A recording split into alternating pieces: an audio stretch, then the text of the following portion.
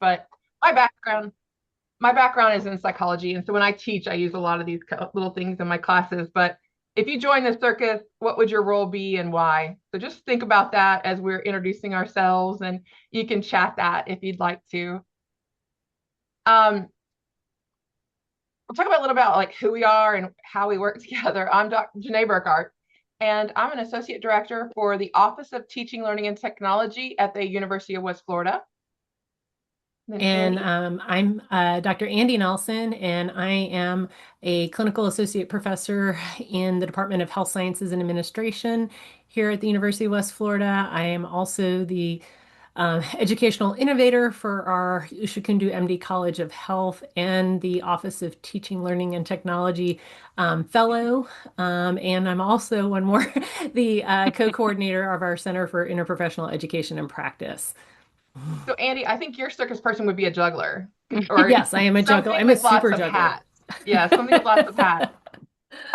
So I'm an adjunct as well. I think that's why Andi and I work so well together. We've been working together for about 10 years, starting out on committees and for different projects. And then we have always collaborated really well together. And it's a very symbiotic relationship because Andi will tell me when something's not working right, or if there's a problem, or if they have a problem and they need a solution. But I can always go to Andi and say, how is this working? What is the faculty temperature right now? Like, even when it comes to like, I need to send a communication, they're probably not going to like it. When's the best time? Like, is it not going to be well received right now? Should I wait a couple days and then she lets me know. So we work really well together. We present well together. We even met this morning to kind of go over our presentation and had a little side note of like, hey, this tool isn't doing what I think it should do. How do we fix that? So we work really well together. Personality wise, we do as well. And he's very structured, and she wants to know ahead of time like how things are going to work. And I'm very like more the creative side and last minute like ideas, and but it So we really meld meshes well together well. together. Yes, it meshes well together.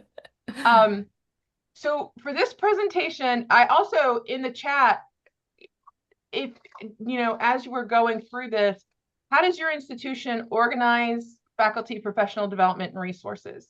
I'm going to talk to you about how we do it and what our process was, but I would love your suggestions and ideas as we move through. We're also going to have a slide at the end for question and answer, but also ideas, suggestions, feedback, and those kinds of things. Um, so a little bit about why we did this. We, before COVID, the University of West Florida had about 15% of our courses were online, right?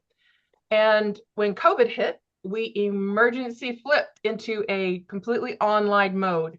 But we had a large number of faculty who did not want to teach online, who said they would retire before they taught online. And so our solution was to open up a Zoom room where we sat 40 hours a week, 8 to 5, Monday through Friday, in a Zoom room where faculty could come in and ask us questions and we could help them through the processes.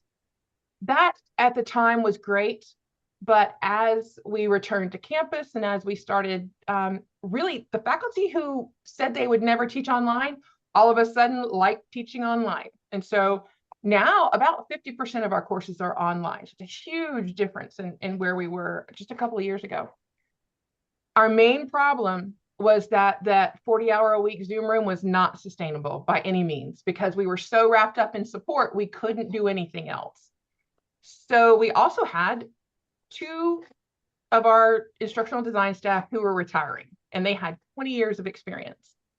And new staff coming in who did not have that vast knowledge. Also, our resources were all over the place. And even if you knew where they were still hard to find. We were using Confluence and websites and other different repositories. Andi, you could talk a little bit about like Yeah. Yeah, how to, Confluence is exceptionally hated by faculty because we cannot find anything because there's so many different versions. You don't know if it's, even if you find it, it may not be the correct one unless you look at the date. So yeah. Confluence is Yeah. hated. And how pages are titled sometimes. Like I would say to create a course sandbox, I would say sandbox to search. But the page might have been created to say shell instead. And so you couldn't find it based on sandbox. You had to have shell. So that was one of our issues. Our goals were to create a centralized resource and support system for faculty and promote active professional development. That's a key term because what we were doing in the Zoom room was very passive professional development, passive support. Anytime there was an issue, they know they could immediately jump in and we would help them with something. So we wanted to promote faculty, a resource where faculty could go in and find what they needed and rely and learn during that process.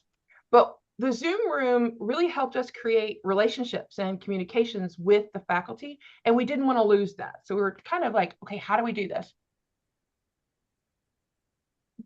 Our solution was to provide a centralized faculty professional development resource inside of our Canvas LMS.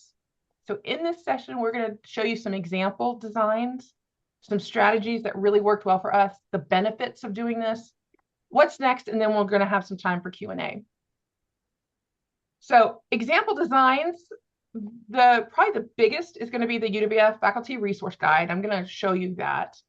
Andi is going to talk a little bit about our High Impact Practices Toolkit, which actually outdates the Faculty Resource Guide. I just realized that today too, Andi, like that was actually first.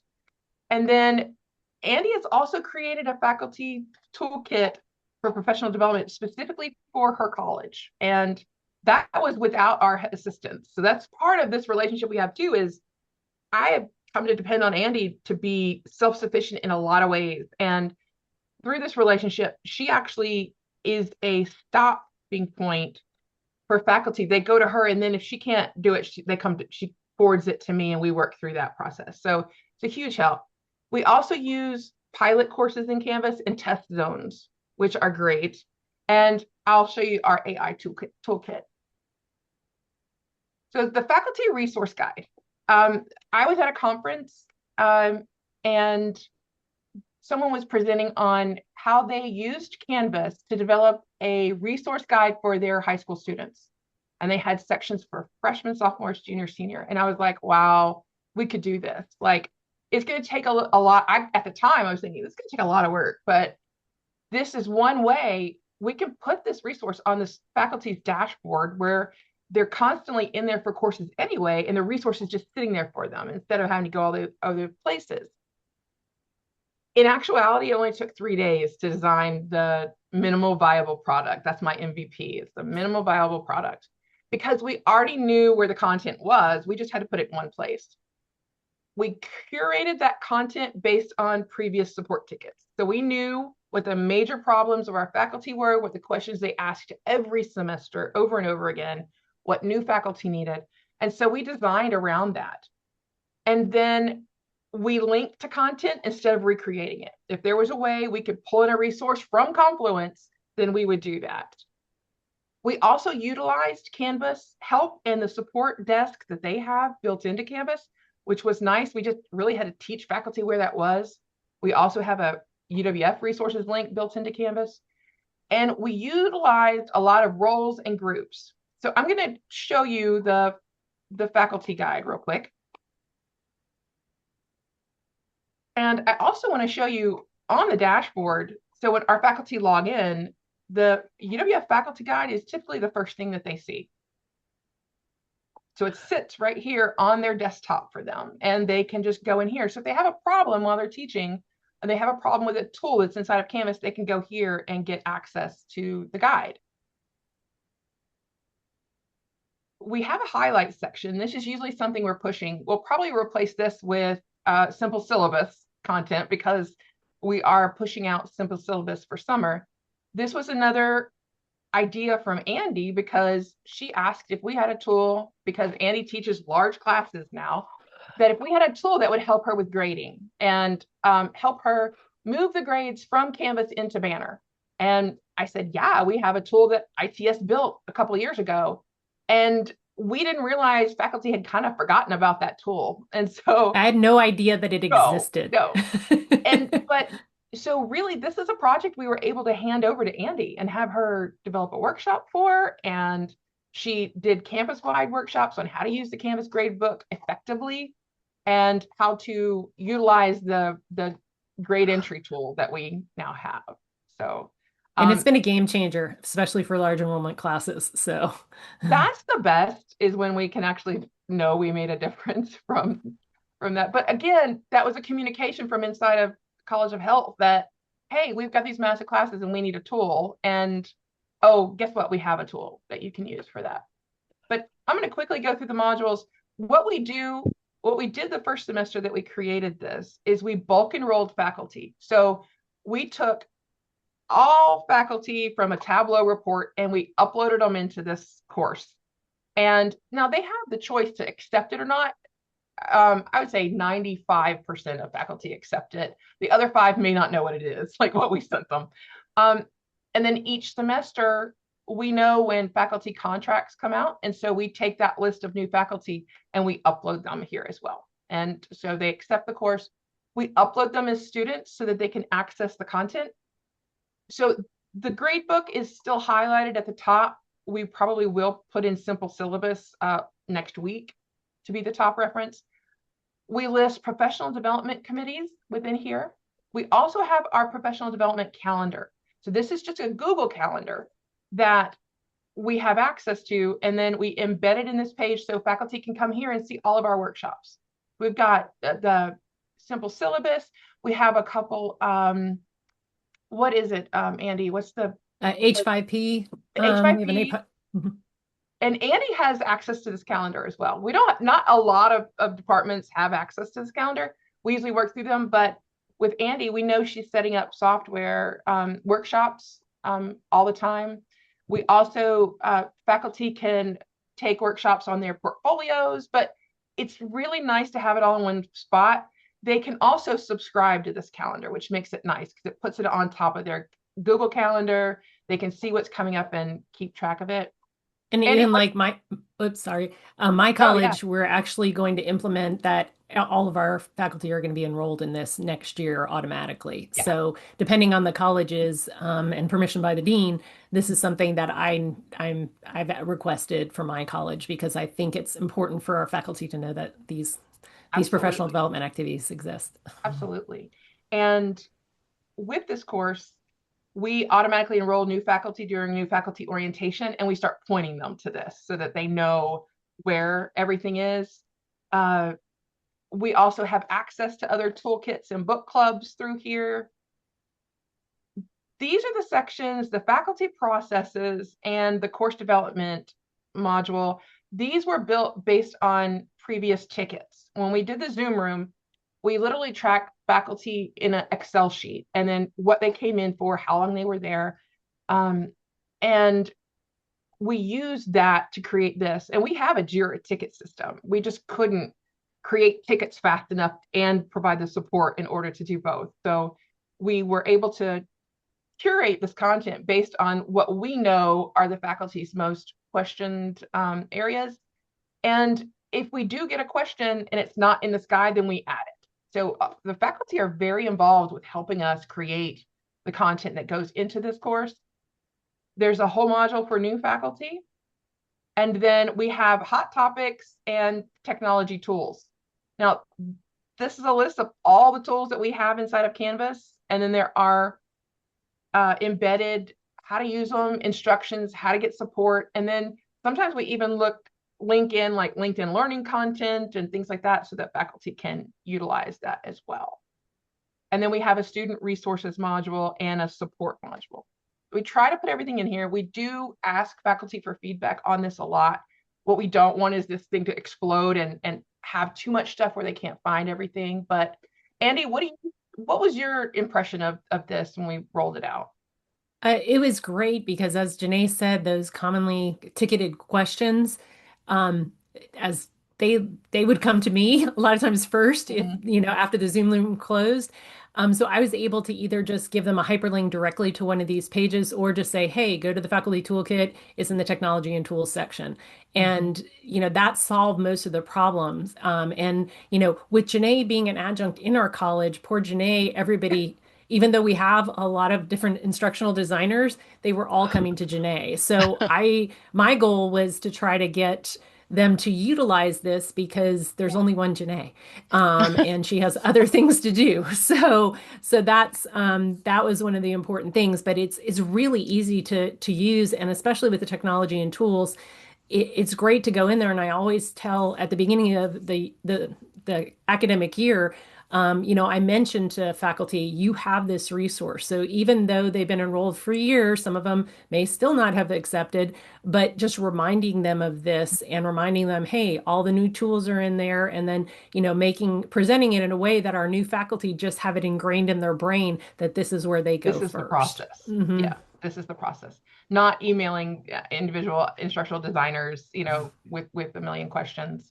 Um, it also helped us because we thought, okay, we're doing all this. Well, why don't we organize our support tickets as well?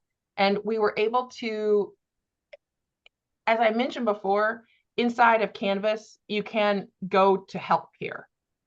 And we added a link here to help faculty in case they, didn't know who to go to. So they can actually click on this link and it takes them to Qualtrics. Instead of our Jira ticket, it takes them to Qualtrics. And then it asks a couple questions. Is this something Canvas can help with? Meaning assignment, quizzes, discussions, gradebook. Third-party tools, UJA, Respondus, turn it in. This one, Andi, just updated, so you'll have to Hmm. give me your feedback on it. But Okay. if they click I am the here, guinea pig, by the way. yeah, she is. She's totally my guinea pig. Um, and it's great to do that. I mean, it's wonderful, but I think she knows too that she can ask me a question, a problem, and Hmm. I'm going to work back and forth too. But so I updated this so they can actually respond to support 24/7. Or if it's simple syllabus, I'm going to get support here. And then we still have our ticket system down here, but we encourage them to go through this process first, especially if it's something like Respondus and where they might have a student that's struggling, have the student go through Respondus because we as admins can't get into Respondus during a live test or anything like that. So that has been redesigned. They can also get to us, they can get to Canvas support. So we're trying to really just provide the resources again in all in one spot. And Andi, you can talk about too the Canvas help that you like. Yes. Yeah, I like the Canvas training services portal. That's another thing that has been a fantastic addition. Especially with accessibility, they had a really good accessibility course in Canvas, and Mhm. just there's so many different courses that you can take in um, the training services portal, that has been great, but also just having the ability to for faculty to know that that exists, and in that list over here that Jenae's sort of showing, you can get the Canvas guides. I utilize that a lot when my students are like, I don't know how to read your comments, or for quizzes. And so when I'm working with faculty, I tell them these different things. And just even the Canvas gradebook project that I was working on, they have an advanced and a beginner gradebook introduction, and I learned all kinds of things in that. And I've been using the gradebook since we went on to Canvas, and I'm like, I did not know that existed.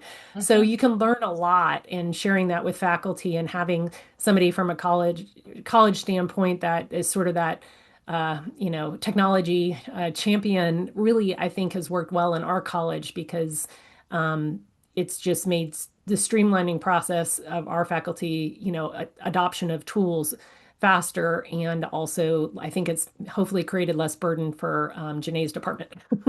It has significantly decreased the number of tickets that we get. And I am telling you, we might have, on a good day when we were in the Zoom room, 20 people stop in, but there were days when we had 50 and 60 faculty stop in. And so we just have a handful of tickets that we work with. And typically there's something that needs to be escalated. Like it's not something simple because we've really redirected faculty to those guides and those other resources for them. Um, it also became an area for new instructional designers to use as a reference, which was wonderful because training new IDs on everything in Canvas is almost impossible right off the bat, but then also all the tools we have. So they're able to use that as well. So Andi, talk a little bit about the high impact practices toolkit and the Oshikundu College of Health Professional Development Toolkit. All right. Well, the high impact practices toolkit, high impact practice was one of our metrics in the Florida State system, or it was our metric 10 for a long time. And so we really wanted to introduce what high impact practices were. And also, UWF had their UWF definitions, SLOs, and taxonomies that they created for course designation. And just as faculty were trying to implement high impact practices, we needed to set some standards. So once again, as I said, we all hate Confluence as faculty. So I decided to go ahead and create a special course in Canvas that we could enroll faculty in, similar to how Jenae did for the faculty toolkit. Um, the Canvas faculty toolkit. This one allowed faculty to come in and learn about high impact practices. And so all of our professional development, also the video recordings were in there, plus links to all of those um, uh, definitions, SLOs, and taxonomy for the 11 different type HIPs. And then also we did have a campus-wide subscription for an ebook that we did a book club on. So we had those video recordings plus the hyperlinks from our library to that ebook. So that was great. And then when I stepped into my role as the educational innovator for the college, I wanted to make sure that faculty had access to, the professional development that we put on for our college on specific topics, like, say, we did a whole series on growth mindset, and now we're doing a connected campus one. But as y'all know, faculty have different schedules, and so, we do have a large portion of the college that teach online asynchronously, but we do have a large portion that teach in person, so they're not able to attend everything. So making sure we have a way to house those presentations because we always make them hybrid, and then go ahead and have any resources that were given. So that's been something that we've used, and that's in Canvas too. Mm-hmm. And is the HIP toolkit, did the faculty sign up for that, or do you bulk enroll? With that, we have originally signed up for it, and then we have high impact practice liaisons for each college. So usually at the start of the academic year, we go ahead and enroll the new faculty into it. So we've got Okay. similar, I think, numbers as yours. Okay. The next example I'm going to talk about we use a lot of pilot and test zones.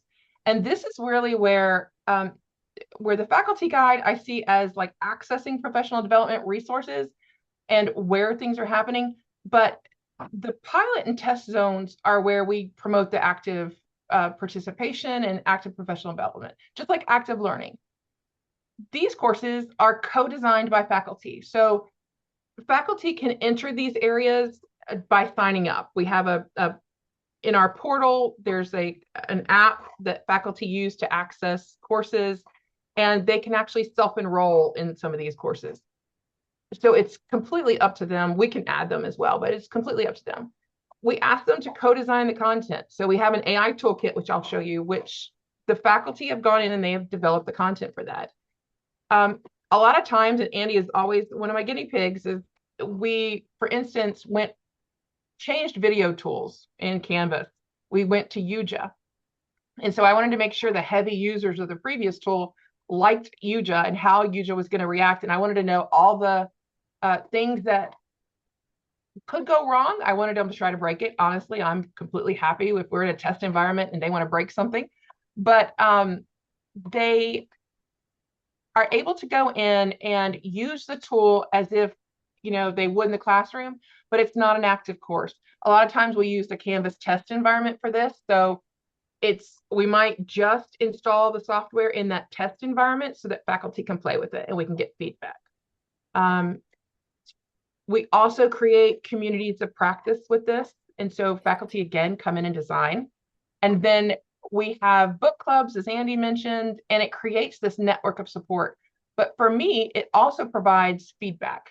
So one of the things we were worried about by losing the Zoom room was not having that communication with faculty. But these kind of areas really help me still work with the faculty, work with the colleges to figure out what their issues are. This is our AI toolkit. So faculty come in here, they're in this course with the faculty role. So in the Canvas, in the UWF faculty resources, they're listed as faculty. They're listed as students. Here, they can come in and design. They can actually share um, assignments and then copy to their courses from here because they're all faculty. We put the resources from our book clubs in here as well. So faculty can come in and see the recordings if they want to. They can start their own conversation in groups based around an AI tool if they want to. And it's really great. And it's not a lot of maintenance on my part. I might facilitate some of it, but the bulk of everything that we do here is by faculty. And strategies we talked about enrollment. Some of our courses, like for these examples, are self-enroll or they're mass enrolled.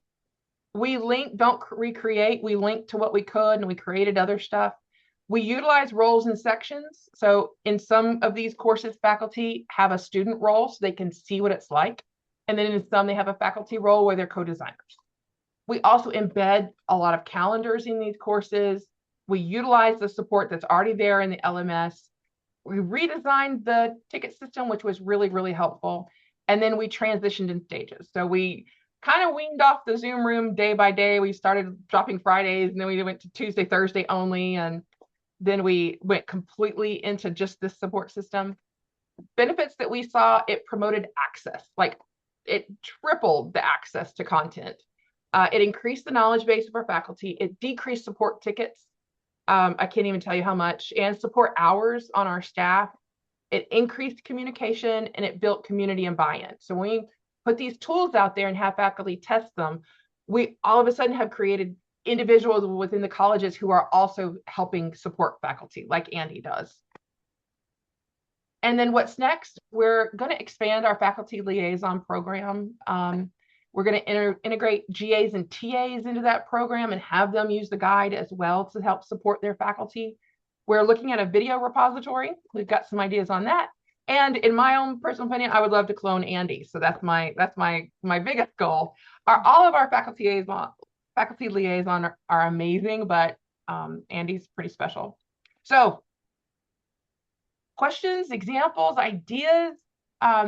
You're welcome. No, we got short on time here, so we've got about 2 minutes, but 2 minutes. You can either put them in the chat or you can unmute yourself. Yeah, unmute yourself. Did anybody have any sparks of ideas or suggestions for us about like what you do and what you've done or examples or anything like that?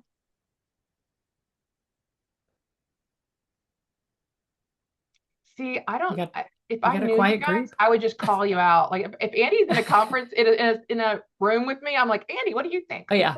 I know I have to be on my game every time I'm in a session with Jenae. So Andi, you have any goals coming up or what are you thinking about doing next? I just always am trying to update the toolkit to make them more user friendly and promote them to faculty. So, going through making sure the resources aren't outdated. I just did a whole revamp of the HIP toolkit. Especially with accessibility, it was a great Yeah. time to check your courses that you have because that was another thing with the toolkit. You got to remember that those are digital content, and even though it's Yes. faculty facing, not student facing, all of a sudden I'm like, ooh, I have to make sure I have all those accessible. So, Right. so that's something else to think about when you make these. Yeah. Let's see, we got one in here. I use a web course like this for non-academic